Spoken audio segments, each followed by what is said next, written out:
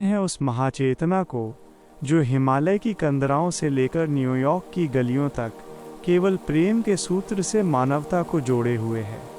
नीम करौली बाबा एक ऐसा नाम जो शब्द नहीं बल्कि एक जीवंत स्पंदन है।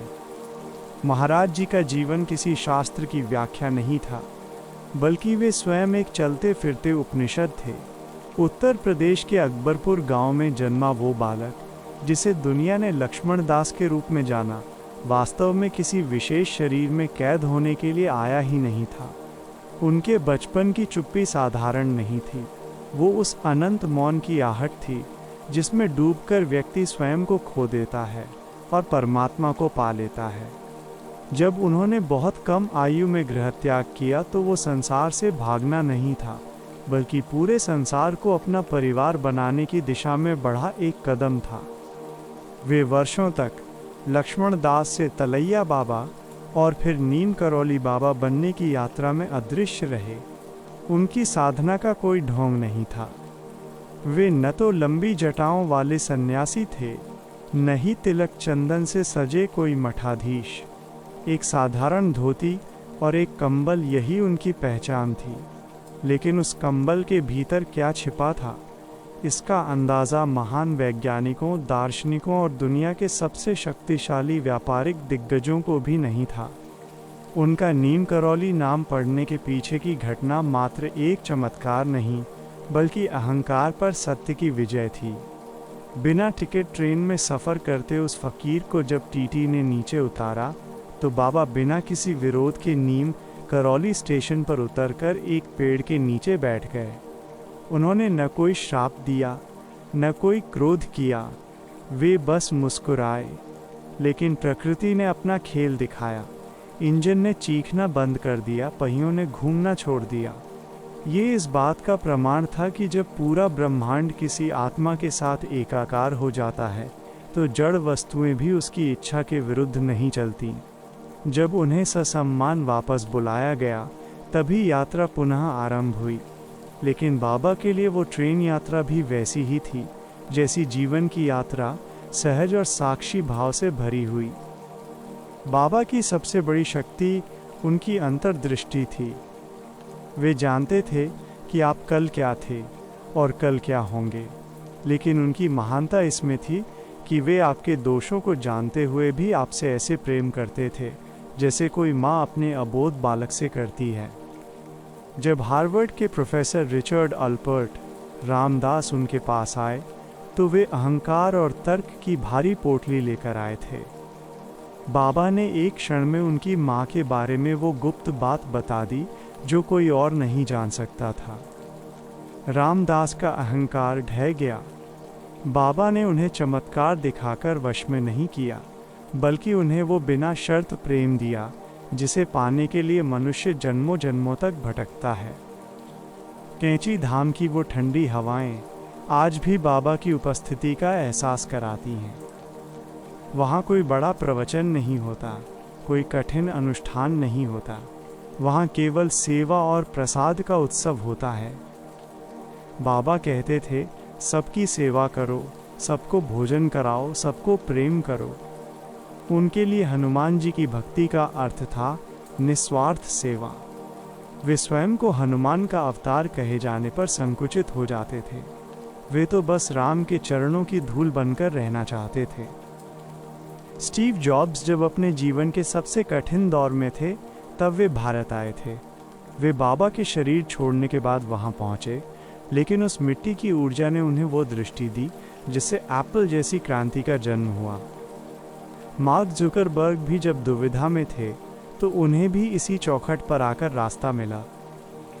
यह कोई संयोग नहीं है, यह उस महापुरुष का सूक्ष्म आशीर्वाद है जो शरीर में न होकर भी हर उस व्यक्ति के साथ है जो सत्य की खोज में है। बाबा का क्रोध भी एक वरदान था।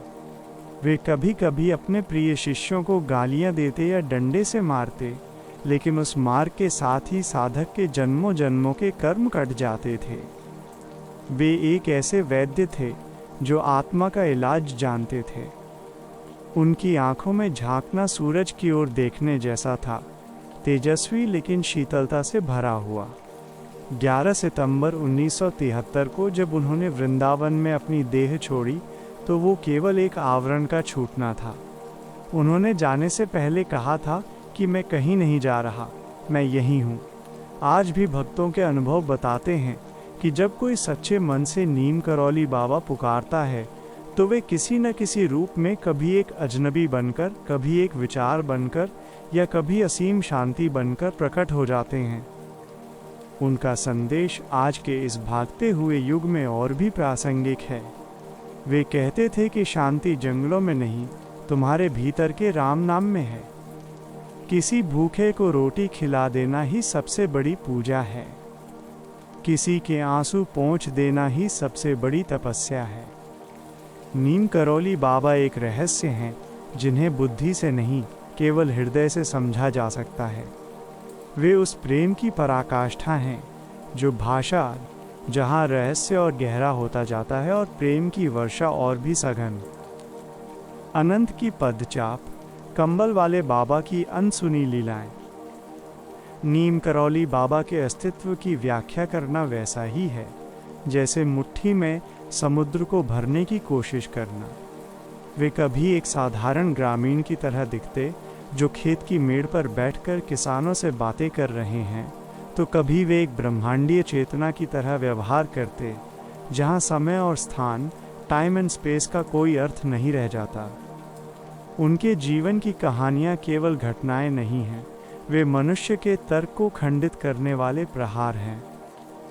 हनुमानगढ़ी और नैनीताल का वो अदृश्य रक्षक कहते हैं कि बाबा जब नैनीताल के पास हनुमानगढ़ी मंदिर का निर्माण करवा रहे थे तब एक अद्भुत घटना घटी। निर्माण कार्य चल रहा था और भंडार में घी खत्म हो गया। हलवाई परेशान था क्योंकि सैकड़ों लोगों को भोजन कराना था। बाबा ने मुस्कुराते हुए कहा, तारांकन चिंता क्यों करता है? जा, पास की नदी से 2 कनस्तर भरकर पानी ले आ और उसे कड़ाही में डाल दे। शिष्यों ने वैसा ही किया। जैसे ही वह जल कड़ाही में गिरा, वो शुद्ध देशी घी में परिवर्तित हो गया। मालपुए छनने लगे, सुगंध चारों ओर फैल गई। लेकिन बाबा की लीला यहीं खत्म नहीं हुई। अगले दिन जब घी के नए डिब्बे आए तो बाबा ने आदेश दिया, जितना पानी लिया था उतना घी वापस नदी में डालाओ। ये उनके दर्शन का मूल था, प्रकृति से उतना ही लेना जितना आवश्यक हो और फिर सब कुछ वापस लौटा देना। उनके लिए चमत्कार एक खिलौना था, लेकिन संतुलन उनका सिद्धांत। पश्चिम का आकर्षण और मिरेकल ऑफ लव। 1960 के दशक का वो समय याद कीजिए जब पश्चिम में हिप्पी आंदोलन अपने चरम पर था। युवा ड्रग्स और संगीत में शांति ढूंढ रहे थे। उन्हीं में से एक थे डॉक्टर रिचर्ड अल्पर्ट। वे हार्वर्ड में मनोविज्ञान के प्रोफेसर थे, लेकिन भीतर से खाली थे। वे भारत आए, ढेर सारी LSD लेकर, ये देखने के लिए कि क्या भारत के साधु इसे पचा सकते हैं। जब वे महाराज जी से मिले तो बाबा ने उनकी ओर देखा और बिना कुछ कहे अपना हाथ बढ़ा दिया। रिचर्ड ने उन्हें LSD की भारी खुराक दी जो किसी भी सामान्य इंसान को पागल कर सकती थी। बाबा ने उसे ऐसे खा लिया जैसे वो कोई साधारण टॉफ़ी हो। घंटों बीत गए लेकिन बाबा पर कोई असर नहीं हुआ। वे वैसे ही खिलखिलाकर हंस रहे थे। उन्होंने रिचर्ड की ओर देखा और बोले, तारांकन, ये दवा मन को थोड़ा ऊपर ले जा सकती है लेकिन भगवान तक नहीं पहुंचा सकती। भगवान को पाना है तो भीतर जाओ। उस एक क्षण ने रिचर्ड अल्पर्ट को बाबा रामदास बना दिया। बाबा ने उन्हें सिखाया कि असली नशा नाम का है, रसायनों का नहीं। अदृश्य शरीर और एक साथ 2 स्थानों पर उपस्थिति। शिष्यों के संस्मरणों में एक ऐसी कहानी आती है जो रोंगटे खड़े कर देती है। एक बार बाबा नैनीताल के आश्रम में थे और रात के समय अपने कमरे में विश्राम कर रहे थे। अचानक उन्होंने ज़ोर ज़ोर से कराहना शुरू कर दिया, जैसे उन्हें कोई बहुत मार रहा हो। उनके कंबल पर कोड़े के निशान उभर आए और पीठ से खून बहने लगा। शिष्य घबरा गए, लेकिन बाबा ने किसी को भीतर नहीं आने दिया। अगले दिन पता चला कि मील दूर एक गांव में उनका एक गरीब भक्त एक जमींदार के अत्याचार का शिकार हो रहा था। उस भक्त ने केवल बाबा को पुकारा था। बाबा ने उस भक्त पर पड़ने वाले हर कोड़े को अपने शरीर पर झेल लिया था। वो भक्त बच गया, लेकिन उसकी पीड़ा बाबा के कंबल ने ओढ़ ली थी। यही वो करुणा थी जिसके बारे में लोग बातें करते हैं, एक ऐसा गुरु जो अपने शिष्य के दुखों का ढाल बन जाता है। कैंची धाम, जहाँ मौन बोलता है। कैंची धाम की स्थापना के पीछे भी एक रहस्यमयी बुलावा था। 1960 के दशक में बाबा इस निर्जन स्थान पर आए जहाँ दो पहाड़ आपस में कैंची की आकृति बनाते हैं। यहाँ उन्होंने वर्षों पहले समाधि ले चुके दो संतों की ऊर्जा को पहचाना और यहाँ एक छोटा सा आश्रम बनाया। आज वो स्थान विश्व का आध्यात्मिक केंद्र है। वहाँ जाने वाले लोग बताते हैं कि बाबा आज भी वहाँ दृश्य होते हैं। कभी किसी को उनकी हंसी सुनाई देती है तो कभी किसी को उनके कंबल की सरसराहट। स्टीव जॉब्स जब वहाँ आए थे तो उनके पास कुछ नहीं था। वे एक फकीर की तरह वहाँ रहे, फर्श पर सोए और नीम के पत्तों को चबाया। वहाँ के मौन ने उन्हें वो इंट्यूइशन, अंतर्ज्ञान दिया जिससे उन्होंने ऐसी तकनीक बनाई जिसने दुनिया बदल दी। बाबा ने उन्हें सिखाया कि साधन तभी सफल होते हैं जब साधक का मन शुद्ध हो। विदाई नहीं, विस्तार। सितंबर 1973 की वो रात जब बाबा ने आगरा के स्टेशन पर ट्रेन से उतरते हुए कहा, मेरा काम पूरा हुआ, वो विदाई नहीं थी। वे मथुरा जा रहे थे, लेकिन अचानक उनकी तबीयत बिगड़ी और उन्हें वृंदावन ले जाया गया। डॉक्टरों ने जब उन्हें ऑक्सीजन लगानी चाहिए तो उन्होंने उसे हटा दिया और कहा, अब इसकी ज़रूरत नहीं है। उन्होंने गंगाजल पिया, राम नाम का उच्चारण किया और देह त्याग दी। लेकिन क्या वे सच में गए? आज उनके जाने के दशकों बाद भी अगर आप वृंदावन या कैंची धाम में बैठें तो आपको महसूस होगा कि वे कहीं नहीं गए। वे उस बूढ़े पुजारी की मुस्कान में हैं, वे उस भंडारे की खिचड़ी के स्वाद में हैं और वे उस हर आँख के आंसू में हैं जो उन्हें याद करके बहता है। बाबा कहते थे, मुझसे डरो मत, मुझसे प्रेम करो। उनका पूरा जीवन एक ही गाथा उस बिंदु पर पहुंच चुकी है जहां शब्द समाप्त होने लगते हैं और केवल अनुभव शेष रह जाता है। उनकी लीलाओं का ये खंड उन भविष्यवाणियों और सूक्ष्म रहस्यों पर आधारित है जो आज भी विज्ञान और तर्क के लिए एक चुनौती बने हुए हैं। समय के पार की दृष्टि, भविष्यवाणियाँ और सूक्ष्म लीलाएं। महाराज जी के पास त्रिकालदर्शिता कोई सिद्धि नहीं थी, बल्कि वो उनका स्वभाव था। वे भविष्य को वैसे ही देखते थे जैसे हम सड़क पर चलते हुए सामने के दृश्य को देखते हैं, लेकिन उनकी विशेषता ये थी कि वे कभी भी भविष्यवक्ता नहीं बनना चाहते थे। वे संकेतों में बात करते थे और उन संकेतों का अर्थ अक्सर वर्षों बाद समझ आता था। 1. स्टीव जॉब्स और तकनीक का वो अदृश्य बीज। आज हम जिस डिजिटल युग में जी रहे हैं उसकी नींव में कहीं न कहीं बाबा का एक सूक्ष्म आशीर्वाद छिपा है। जब 1970 के दशक में स्टीव जॉब्स भारत आए तो वे पूरी तरह टूट चुके थे। वे बाबा से मिलना चाहते थे, लेकिन बाबा देह त्याग चुके थे। जॉब्स कैंची धाम में रुके और वहाँ के एक वृद्ध महात्मा ने उन्हें बाबा का एक कंबल और कुछ पुराने निर्देश दिए। कहा जाता है कि बाबा ने अपने शरीर छोड़ने से पहले एक बार कहा था, तारांकन आने वाले समय में लोग लोहे और कांच के टुकड़ों से बात करेंगे। दूरियां मिट जाएंगी, लेकिन मन की दूरियां बढ़ेंगी। इंटू जॉब्स को वहां वो दृष्टि मिली कि तकनीक का उद्देश्य केवल व्यापार नहीं, बल्कि मानवता को जोड़ना होना चाहिए। आज एप्पल के मुख्यालय में बाबा की तस्वीर का होना केवल श्रद्धा नहीं, बल्कि उस दृष्टि के प्रति कृतज्ञता है। 2. जब प्रकृति भी रुक गई।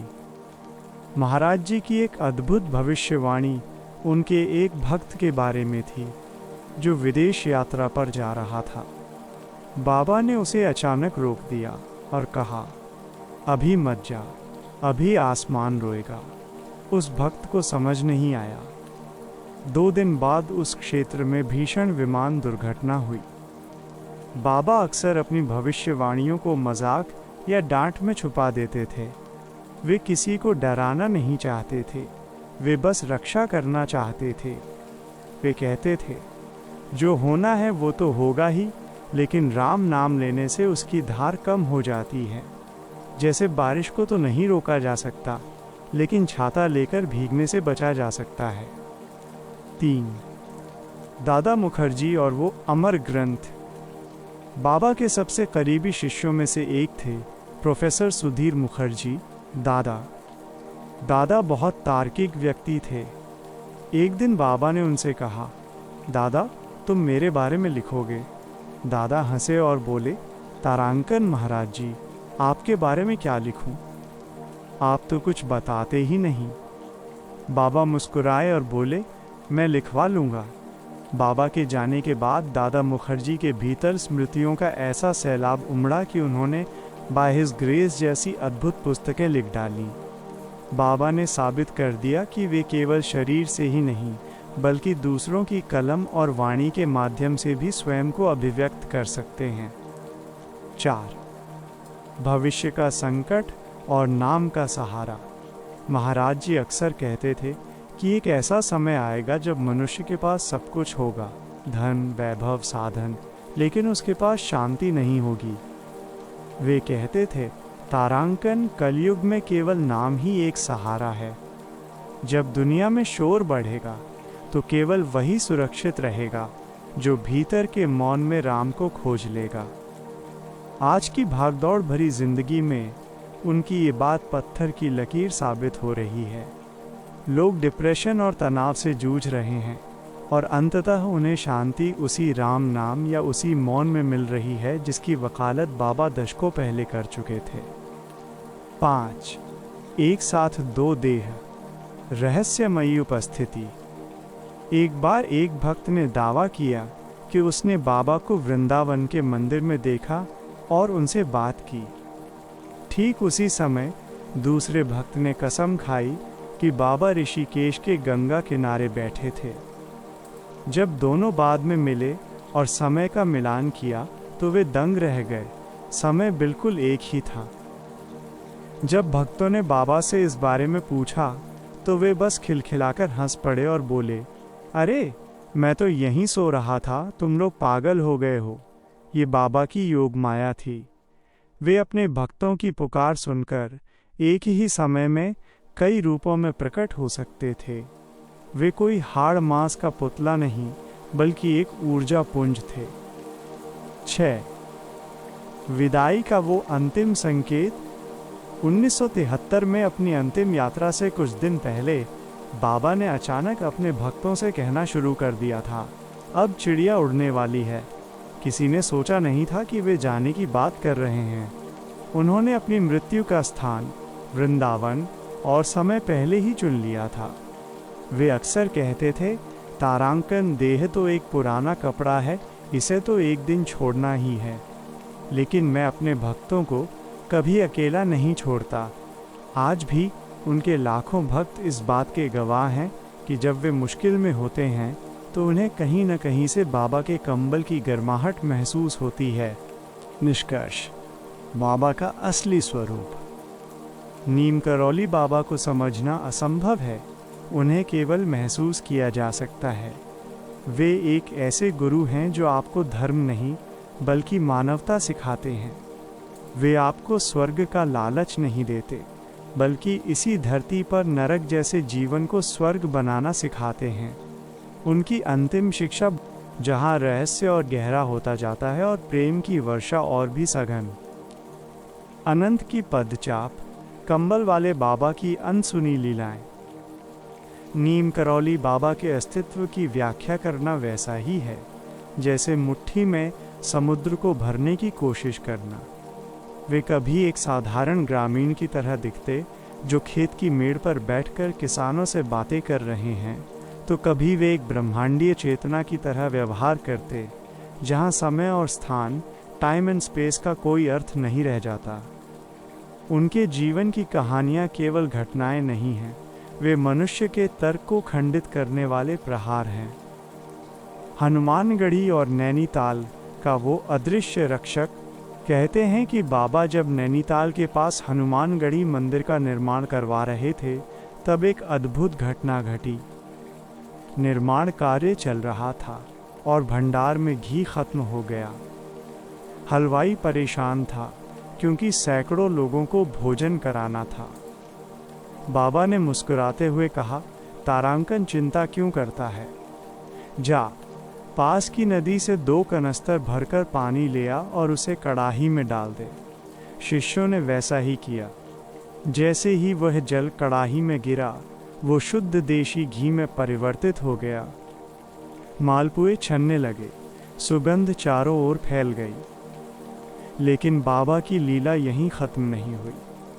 अगले दिन जब घी के नए डिब्बे आए, तो बाबा ने आदेश दिया, जितना पानी लिया था उतना घी वापस नदी में डालाओ। ये उनके दर्शन का मूल था, प्रकृति से उतना ही लेना जितना आवश्यक हो और फिर सब कुछ वापस लौटा देना। उनके लिए चमत्कार एक खिलौना था, लेकिन संतुलन उनका सिद्धांत। पश्चिम का आकर्षण और मिरेकल ऑफ लव। 1960 के दशक का वो समय याद कीजिए जब पश्चिम में हिप्पी आंदोलन अपने चरम पर था। युवा ड्रग्स और संगीत में शांति ढूंढ रहे थे। उन्हीं में से एक थे डॉक्टर रिचर्ड अल्पर्ट। वे हार्वर्ड में मनोविज्ञान के प्रोफेसर थे, लेकिन भीतर से खाली थे। वे भारत आए, ढेर सारी LSD लेकर, ये देखने के लिए कि क्या भारत के साधु इसे पचा सकते हैं। जब वे महाराज जी से मिले तो बाबा ने उनकी ओर देखा और बिना कुछ कहे अपना हाथ बढ़ा दिया। रिचर्ड ने उन्हें LSD की भारी खुराक दी, जो किसी भी सामान्य इंसान को पागल कर सकती थी। बाबा ने उसे ऐसे खा लिया जैसे वो कोई साधारण टॉफ़ी हो। घंटों बीत गए, लेकिन बाबा पर कोई असर नहीं हुआ। वे वैसे ही खिलखिलाकर हंस रहे थे। उन्होंने रिचर्ड की ओर देखा और बोले, तारांकन, ये दवा मन को थोड़ा ऊपर ले जा सकती है, लेकिन भगवान तक नहीं पहुंचा सकती। भगवान को पाना है तो भीतर जाओ। उस एक क्षण ने रिचर्ड अल्पर्ट को बाबा रामदास बना दिया। बाबा ने उन्हें सिखाया कि असली नशा नाम का है, रसायनों का नहीं। अदृश्य शरीर और एक साथ 2 स्थानों पर उपस्थिति। शिष्यों के संस्मरणों में एक ऐसी कहानी आती है जो रोंगटे खड़े कर देती है। एक बार बाबा नैनीताल के आश्रम में थे और रात के समय अपने कमरे में विश्राम कर रहे थे। अचानक उन्होंने ज़ोर ज़ोर से कराहना शुरू कर दिया, जैसे उन्हें कोई बहुत मार रहा हो। उनके कंबल पर कोड़े के निशान उभर आए और पीठ से खून बहने लगा। शिष्य घबरा गए, लेकिन बाबा ने किसी को भीतर नहीं आने दिया। अगले दिन पता चला कि मील दूर एक गांव में उनका एक गरीब भक्त एक जमींदार के अत्याचार का शिकार हो रहा था। उस भक्त ने केवल बाबा को पुकारा था। बाबा ने उस भक्त पर पड़ने वाले हर कोड़े को अपने शरीर पर झेल लिया था। वो भक्त बच गया, लेकिन उसकी पीड़ा बाबा के कंबल ने ओढ़ ली थी। यही वो करुणा थी जिसके बारे में लोग बातें करते हैं, एक ऐसा गुरु जो अपने शिष्य के दुखों का ढाल बन जाता है। कैंची धाम, जहाँ मौन बोलता है। कैंची धाम की स्थापना के पीछे भी एक रहस्यमयी बुलावा था। 1960 के दशक में बाबा इस निर्जन स्थान पर आए, जहाँ 2 पहाड़ आपस में कैंची की आकृति बनाते हैं। यहाँ उन्होंने वर्षों पहले समाधि ले चुके 2 संतों की ऊर्जा को पहचाना और यहाँ एक छोटा सा आश्रम बनाया। आज वो स्थान विश्व का आध्यात्मिक केंद्र है। वहाँ जाने वाले लोग बताते हैं कि बाबा आज भी वहाँ दृश्य होते हैं। कभी किसी को उनकी हंसी सुनाई देती है, तो कभी किसी को उनके कंबल की सरसराहट। स्टीव जॉब्स जब वहाँ आए थे तो उनके पास कुछ नहीं था। वे एक फकीर की तरह वहाँ रहे, फर्श पर सोए और नीम के पत्तों को चबाया। वहाँ के मौन ने उन्हें वो इंट्यूइशन, अंतर्ज्ञान दिया, जिससे उन्होंने ऐसी तकनीक बनाई जिसने दुनिया बदल दी। बाबा ने उन्हें सिखाया कि साधन तभी सफल होते हैं जब साधक का मन शुद्ध हो। विदाई नहीं, विस्तार। सितंबर 1973 की वो रात, जब बाबा ने आगरा के स्टेशन पर ट्रेन से उतरते हुए कहा, मेरा काम पूरा हुआ, वो विदाई नहीं थी। वे मथुरा जा रहे थे, लेकिन अचानक उनकी तबीयत बिगड़ी और उन्हें वृंदावन ले जाया गया। डॉक्टरों ने जब उन्हें ऑक्सीजन लगानी चाहिए तो उन्होंने उसे हटा दिया और कहा, अब इसकी ज़रूरत नहीं है। उन्होंने गंगाजल पिया, राम नाम का उच्चारण किया और देह त्याग दी। लेकिन क्या वे सच में गए? आज उनके जाने के दशकों बाद भी अगर आप वृंदावन या कैंची धाम में बैठें तो आपको महसूस होगा कि वे कहीं नहीं गए। वे उस बूढ़े पुजारी की मुस्कान में हैं, वे उस भंडारे की खिचड़ी के स्वाद में हैं और वे उस हर आँख के आंसू में हैं जो उन्हें याद करके बहता है। बाबा कहते थे, मुझसे डरो मत, मुझसे प्रेम करो। उनका पूरा जीवन एक ही चुपचाप, बिना किसी शोर के, अपने भक्तों के प्रारब्ध की आग को खुद पर ले लेते थे। अदृश्य कवच। जब बाबा ने काल की गति को मोड़ दिया, महाराज जी अक्सर कहा करते थे, मैं कुछ नहीं करता, सब राम जी करते हैं। लेकिन उनके सानिध्य में रहने वाले जानते थे कि वे किस तरह प्रकृति के नियमों को अपने भक्तों के प्रेम के लिए बदल देते थे। उस सूखी रोटी का मर्म और माँ का हृदय। एक बार एक अत्यंत निर्धन वृद्धा बाबा के दर्शन के लिए कैंची धाम आई। उसके पास चढ़ाने के लिए न तो फल थे न मेवे। वो अपने आंचल में 2 सूखी और बासी रोटियां बांधकर लाई थी। आश्रम में बड़े बड़े अधिकारी और धनी लोग 56 भोग लेकर कतार में खड़े थे। लठैत आश्रम के सेवक भीड़ को संभाल रहे थे और उस वृद्धा को पीछे धकेल रहे थे। अचानक बाबा अपनी चौकी से चिल्लाकर उठे, तारांकन, अरे तुम लोग उसे क्यों रोक रहे हो? मेरी माँ आई है, उसने मेरे लिए 56 भोग भेजे हैं। बाबा स्वयं दौड़कर उस वृद्धा के पास गए, उसे गले लगाया और सबके सामने उसकी वही सूखी रोटियां ऐसे खाने लगे जैसे वे अमृत हों। उस दिन बाबा ने बिना एक शब्द कहे सबको ये पाठ पढ़ा दिया कि भगवान वस्तुओं के भूखे नहीं, भाव के भूखे हैं। उन्होंने उस वृद्धा के पैर छुए और उसे विदा करते समय धीरे से कहा, तेरी रोटियों ने मेरा पेट नहीं, मेरी आत्मा भर दी। 2. जलती हुई अंगीठी और भक्त की पुकार। यह घटना जाड़े के दिनों की है। बाबा एक अंगीठी के पास बैठे थे और चारों ओर भक्त जमा थे। अचानक बिना किसी कारण के बाबा ने अपना हाथ दहकती हुई अंगीठी के भीतर डाल दिया। लोग चीख पड़े, तारांकन महाराज जी, हाथ जल जाएगा। बाबा का चेहरा लाल हो गया था। वे दर्द में दिखाई दे रहे थे, लेकिन उन्होंने हाथ नहीं निकाला। कुछ मिनट बाद जब उन्होंने हाथ बाहर निकाला तो वह पूरी तरह झुलस चुका था। भक्त रोने लगे, मरहम लाने दौड़े, लेकिन बाबा शांत थे। 2 दिन बाद खबर मिली कि बंगाल में उनका एक भक्त जो एक कारखाने में काम करता था, एक भीषण अग्नि दुर्घटना का शिकार होने वाला था। उस भक्त ने केवल एक बार चिल्लाकर कहा था, बाबा बचा लो। उस कारखाने की आग की लपटें उस भक्त को छू भी नहीं पाईं, क्योंकि मीलों दूर बैठे बाबा ने उस आग की तपन को अपने हाथ पर ले लिया था। यही है एक पूर्ण गुरु का त्याग, शिष्य की रक्षा के लिए स्वयं को भस्म कर देना। 3. तू मर गया था, मैंने फिर से भेजा है। एक बार बाबा के एक पुराने भक्त का देहांत हो गया। परिवार वाले उसे श्मशान ले जाने की तैयारी कर रहे थे। तभी वहाँ एक अजीब सा फकीर आया जिसने कंबल ओढ़ा हुआ था। उसने उस मृत शरीर के पास जाकर जोर से चिल्लाकर कहा, तारांकन उठ, बहुत सो लिया, अभी बहुत काम बाकी है। और वो फकीर वहाँ से गायब हो गया। अचानक उस व्यक्ति के शरीर में हरकत हुई और वो उठकर बैठ गया। लोग चमत्कार देखकर दंग रह गए। महीनों बाद जब वो व्यक्ति बाबा से मिलने आश्रम पहुंचा, तो बाबा उसे देखते ही बोले, तारांकन, अरे तू तो मर गया था। यमराज को रिश्वत देकर वापस भेजा है मैंने। अब जा, राम नाम जप और अपनी दूसरी जिंदगी को सार्थक कर। बाबा की ये हंसी साधारण नहीं थी, ये काल पर विजय की हंसी थी। 4. वह कुत्ता और बाबा की ममता। महाराज जी का प्रेम केवल मनुष्यों तक सीमित नहीं था। एक बार आश्रम के बाहर एक बीमार कुत्ता पड़ा था जो मरणासन्न था। लोग उसे वहां से हटाने की कोशिश कर रहे थे ताकि गंदगी ना हो। बाबा बाहर आए और उस कुत्ते के पास बैठ गए।